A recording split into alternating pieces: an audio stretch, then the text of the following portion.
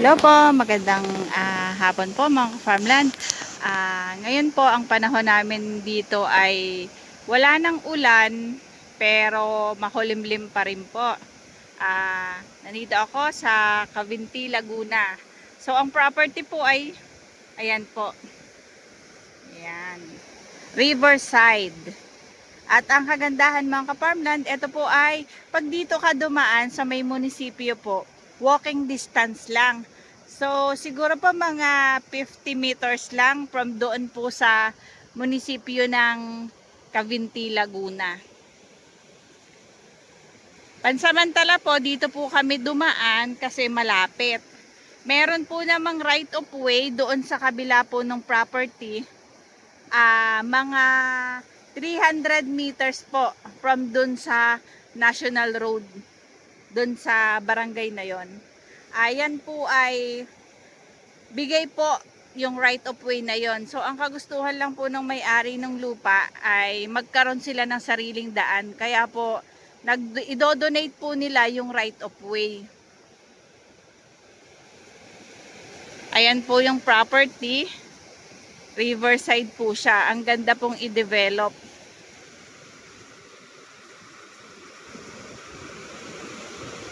So, ang team po ni Ka Farmland TV ay sasakay po doon sa balsa.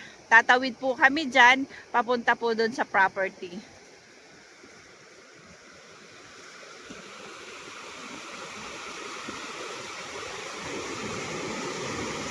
Ang Cavinti po ay kilala po sa tourist destination din po. Glamping capital of Laguna po ang Cavinti. Madami po ditong resort. Nandito din po yung man-made lake kung saan po dyan kumukuha ng supply ng kuryente. Tayo mga ka-farmland, sasakay po kami dun sa balsa.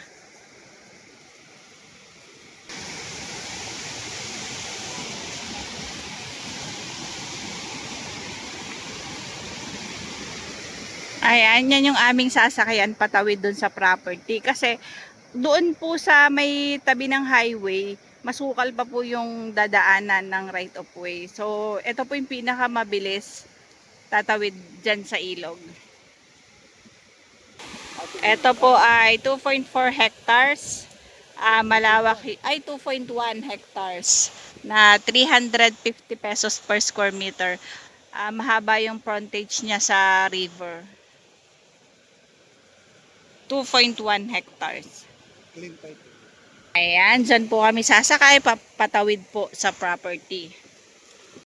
Ayan, si Mr. Ka Farmland naman yung babalikan nitong mga bata. Ito na yung sakop ng property. 2.1 hectares po, clean title ang property. 350 pesos per square meter. So nakakatuwa mga ka-farmland kasi ang mura na niya, mababa na. Sa ngayon, dyan lang po kami dumaan kasi po mas malapit. Andyan lang po yung munisipyo. Pero meron po siyang daan dito sa may tabi ng highway. Estimated po 300 meters po ang layo. From dun sa cemented road papasok po dito sa property. Ang nakakasakop na po dito, Barangay Duhat po ng Cavinti, Laguna.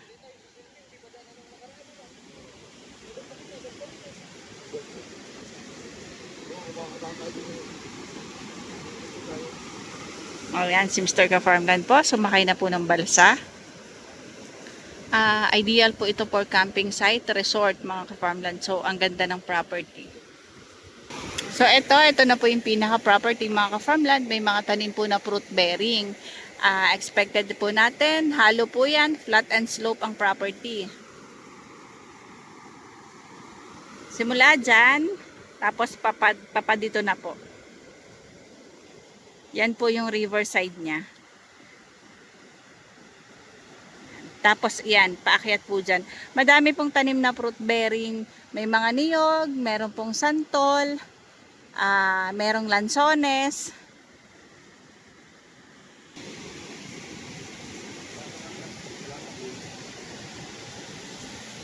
Ayan, ito po yung pinaka-property. Kami po ay papasok na doon sa loob. So, kita nyo na, madami po siyang mga lansones, niyog, santol, at mangustin.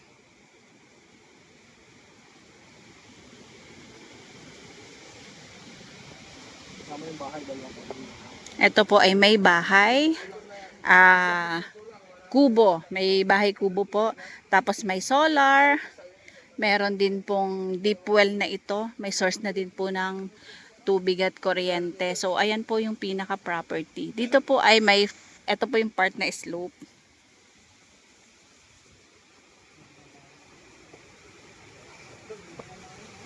Madami ding mangustin, oh. Namumunga na.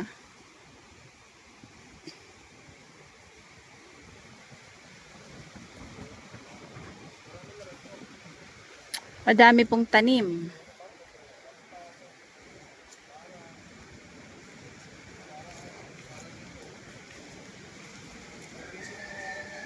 Sa lahat po ng mga magbo-viewing dito mga ka-farmland, pwede pong sa munisipyo po ng ano pumunta, ng Kabinti. Yun po yung pinakamalapit na daan.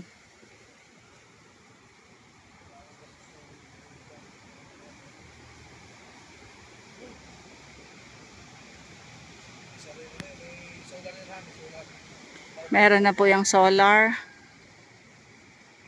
Tsaka po deep well. May sarili ng tubig.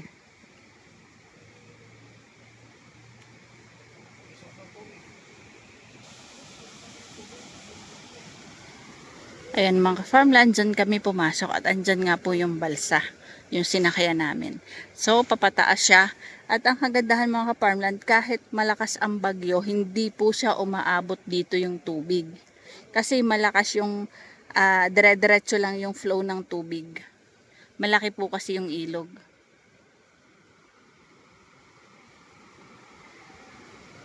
Ito po ay may income, may mga niyog po, at may mga fruit bearing.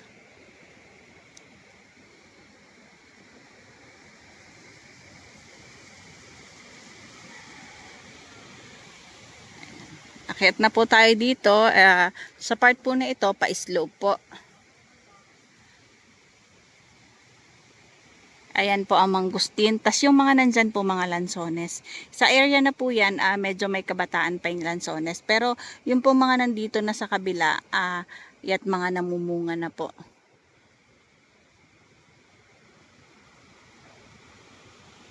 Ito po yung ginawa nilang improvised na hagdan. Nilagyan lang po nila ng bitak-bitak, tipak-tipak itong lupa.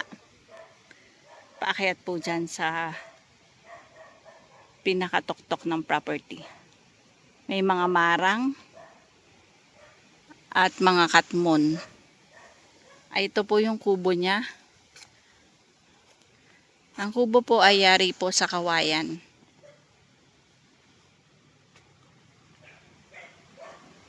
Yan, ang mga marang po ay may bunga.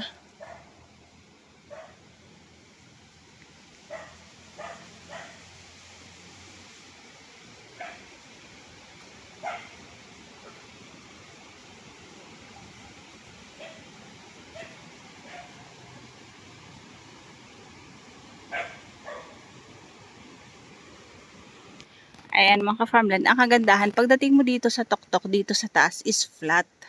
So patag po. Doon ako lang galing kanina, doon kami tumawid. Tapos ayan po dito sa taas. Patag po sa taas. Maganda po itong gawing retirement home, resort, Airbnb, camping site.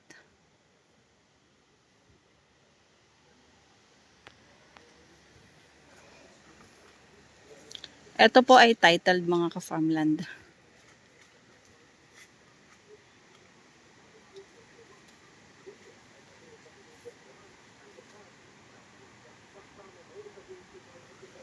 Ayan, yung naririnig nyo na malakas na agos ng tubig, yan na po yung pinaka tunog ng river.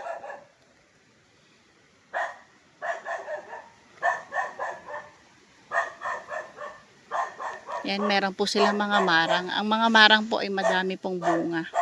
Meron din pong durian. Meron po silang mga free-range chicken. So may alaga po silang mga manok.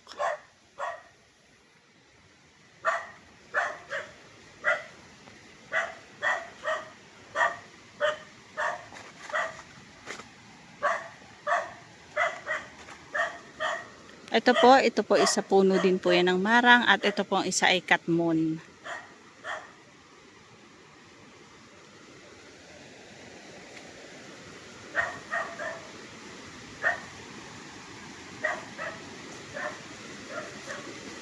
Mahaba po yung pinaka frontage niya sa sa river.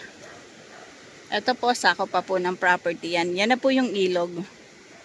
Oh, no need nyo na pong bumili ng kawayan kasi dito po sa property madaming kawayan. So, pag gagawa kayo ng mga kubo, pwedeng-pwede nyo na po yung i-harvest yung mga kawayan na yan sa paggawa po ninyo ng kubo or ng mga upuan.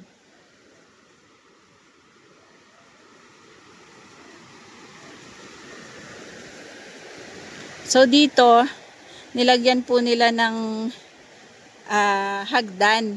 Para if ever po na gustong bumaba, papunta po dyan sa river, ginawan po nila ng daan.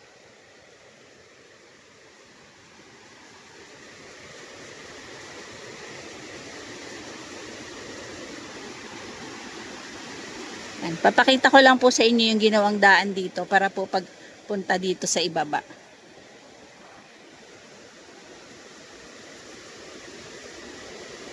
Ayan po.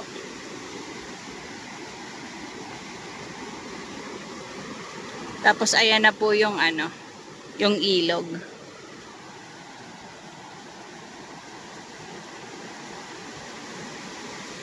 Ito po yung sakop ng property. Hindi na po ako bababa dun mga farmland.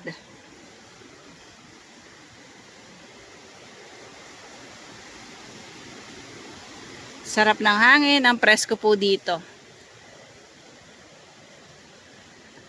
Napaka-relax.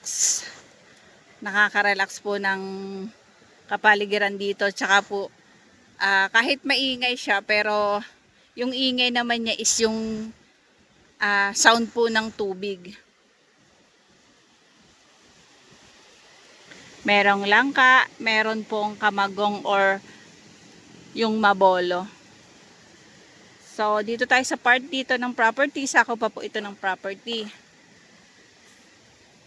Basta pagdating nyo nga po dito sa taas mga farmland, is flat po siya.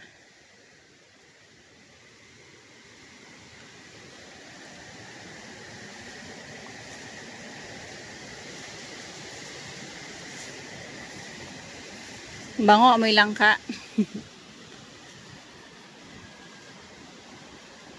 Yan, so patag siya dito. At madami pong fruit bearing. Andyan po yung kanilang mga manok.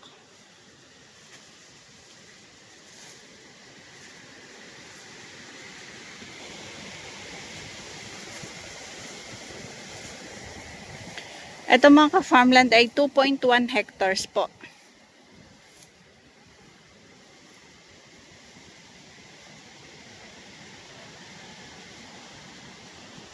Yan, madami pa pong lansones dito. Yung sa part na dito nga lang po talaga hindi po nahahawanan. Pero ang dami po ding tanim. Meron pong mga mangga.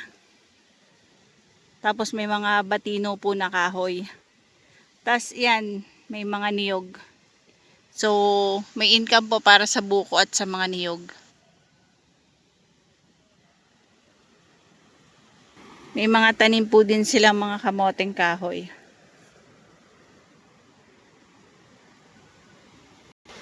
Ang layo po nito ng munisipyo ng Cabinteon, nitong property sa Pagsanhan, Laguna po, estimated po mga 5 kilometers po.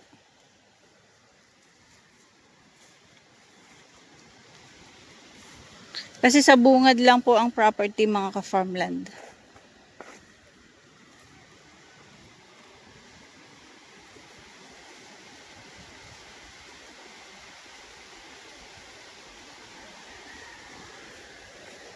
Mabuti po hindi na po umulan. So hindi naman siya naapektuhan nung nagdaang bagyo. Ayan, nandito yung kanilang mga free-range chicken.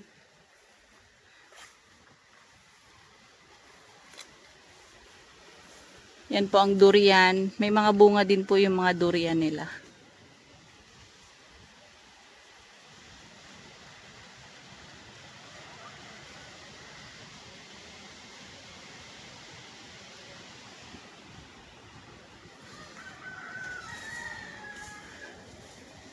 Ayan po, meron pong kubo yung nagbabantay dito sa property.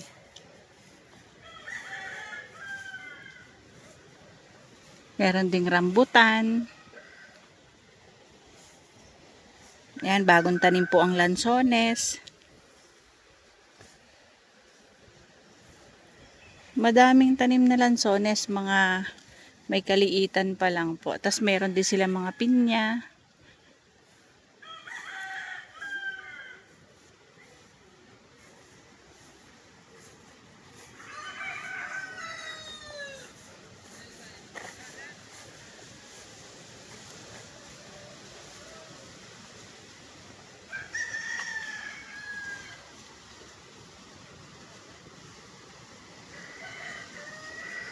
Madami po palang lansones, oh. Ayan, oh, doon pa sa kabila.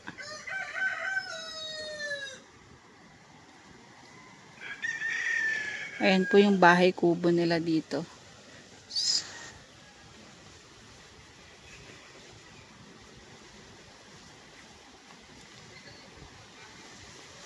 Ayan, madami silang nyog. Nag-harvest sila.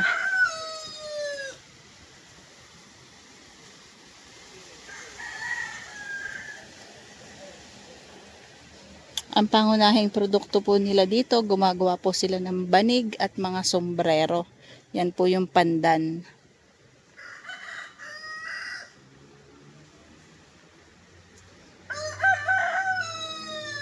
Ayan po yung kubo.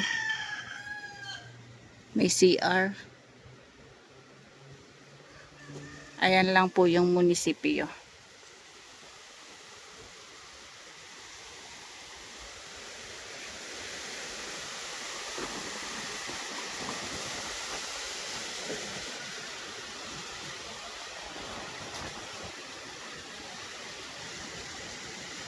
So sila po ay may source ng tubig.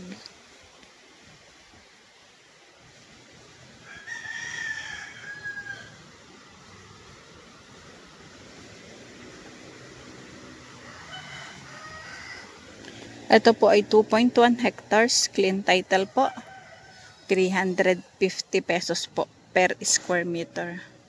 Sa ngayon po, kailangan lang po ng right of way papunta dito sa property. At dyan po sa area na yan po kukuha ng daan. Kasi po, nandyan na po yung highway papunta po ng Louisiana.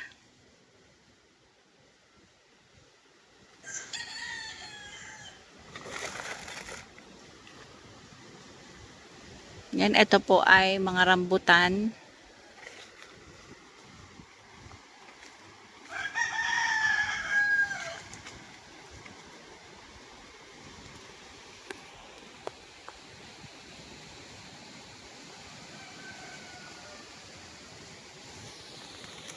Rambutan, lansones, marang, durian, mangustin, mangga, langka, niyog,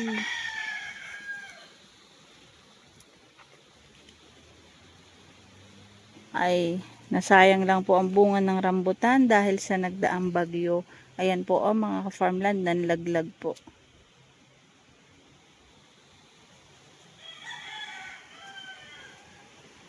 Meron pa rin naman pong natira sa taas.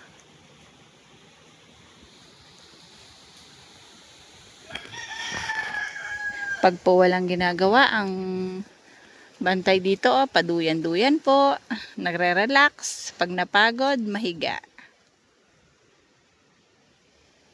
Ay, sayang talaga ang rambutan, ang dami, nanlaglag lang.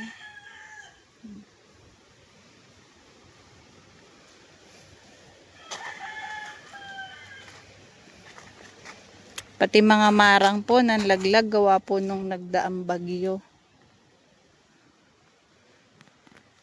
Yan, sako pa po yan sa property. Kasama pa yan.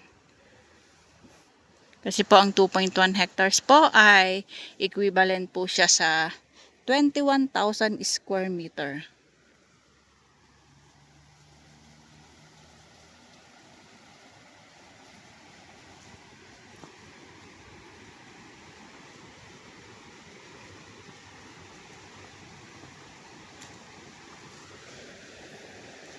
Mga ka-farmland, hindi ko lang po napasok yung kubo. Yun po ay kubo po ng mga nagbabantay dito. Kasi may mga nakahiga po. Para na din po sa kanilang privacy. So hindi ko po napasok. Pasensya na po kayo.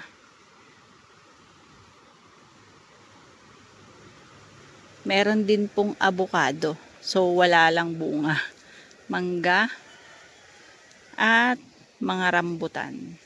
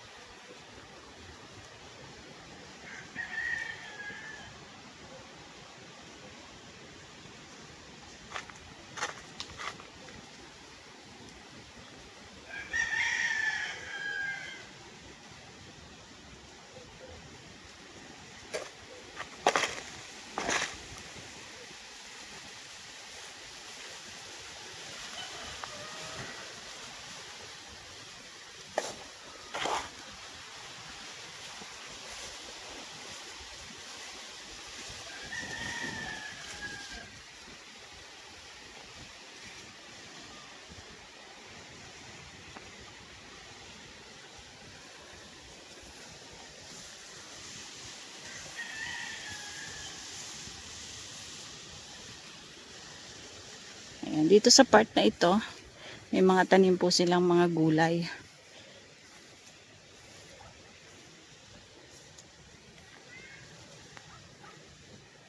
Parang sigarilyas. Meron pong mga sili. Tsaka po mga mais. Mais at pinya.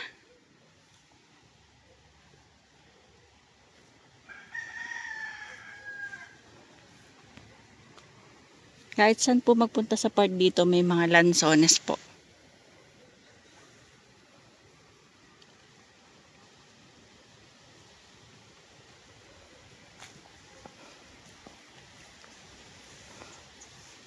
Ito sa part na ito, yan po yung kanyang mga mais.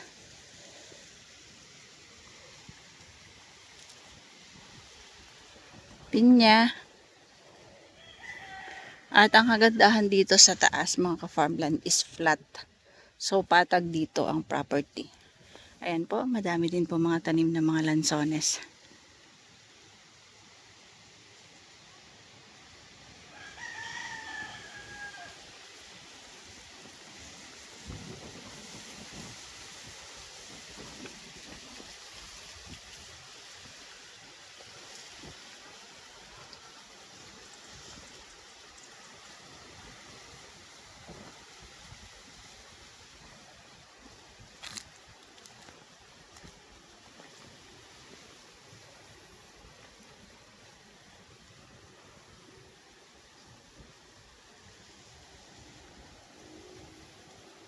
Diyan po yung kalsada.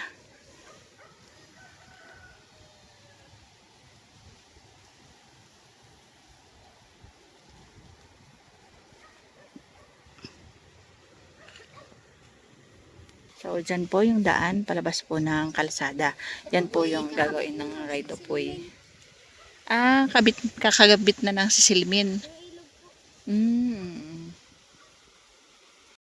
Ayan. Yan ay mga mais, mga bagong tanim nila, tsaka po mga talong.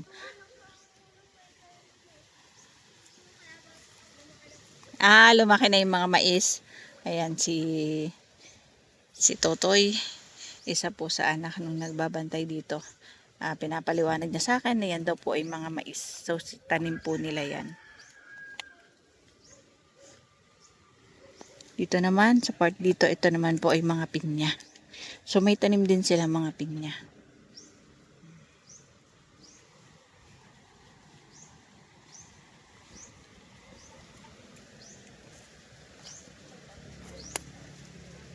At meron na din pong may mga bunga dito sa part ng pinyahan. Yan po yung mga marang. So ang daming bunga ng marang. Magkano din po ang kilo niyan pagdating sa highway mga ka-farmland.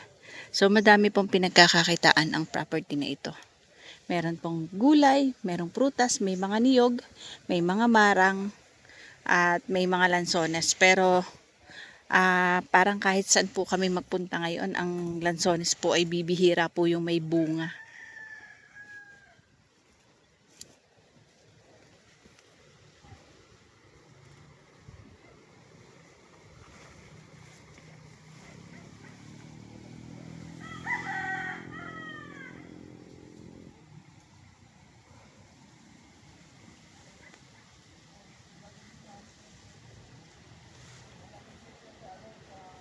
Ayan, malawak po ang property.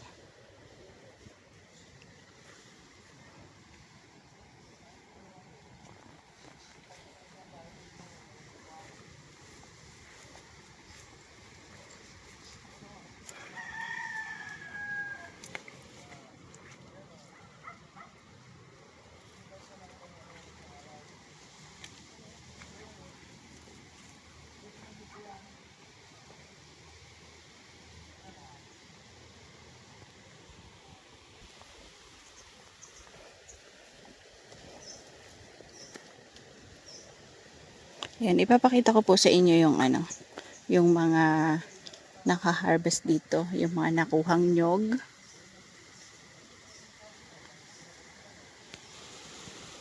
Ayan, ayan po yung mga nyog na nakuha dito sa property.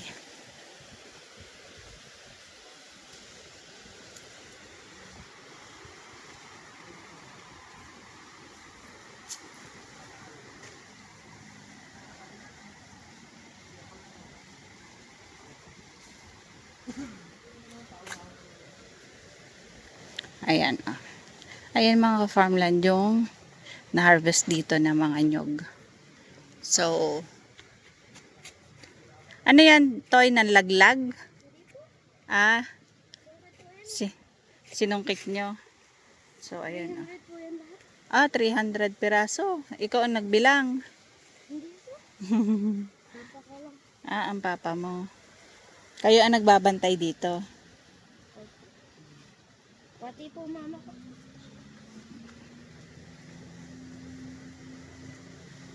Saan kayo nakatira sa kubo na yon? Hindi po, di sa isa. Ay kaninong kubo yon? Sa amin ari po. Okay. Yun yung kubo ng may-ari.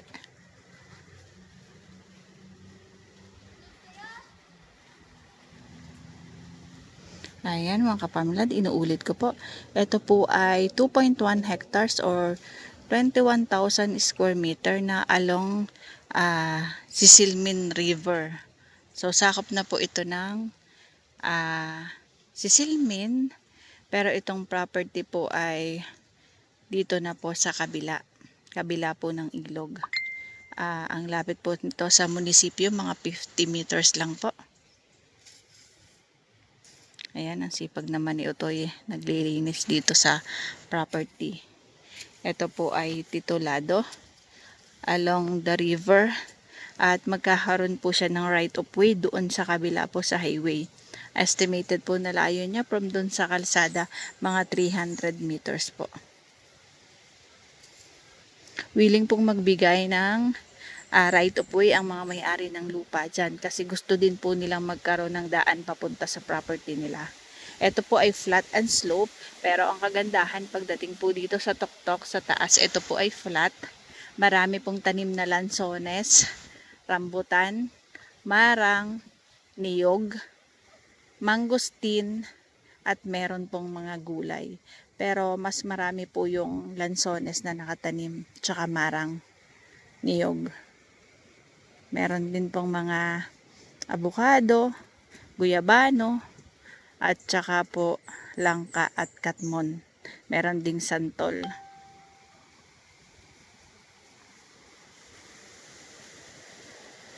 Ito po ang layo po sa Pagsanhan, Laguna. Estimated po mga 5 kilometers.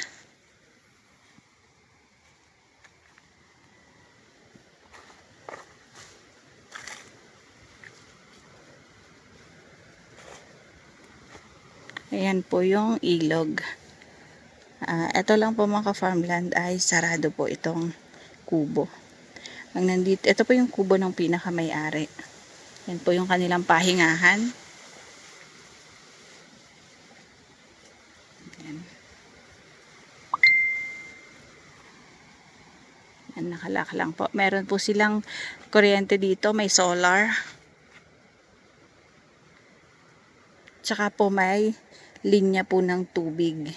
So may deep well po dito mga ka-farmland. Ayan po yung kanyang ilog.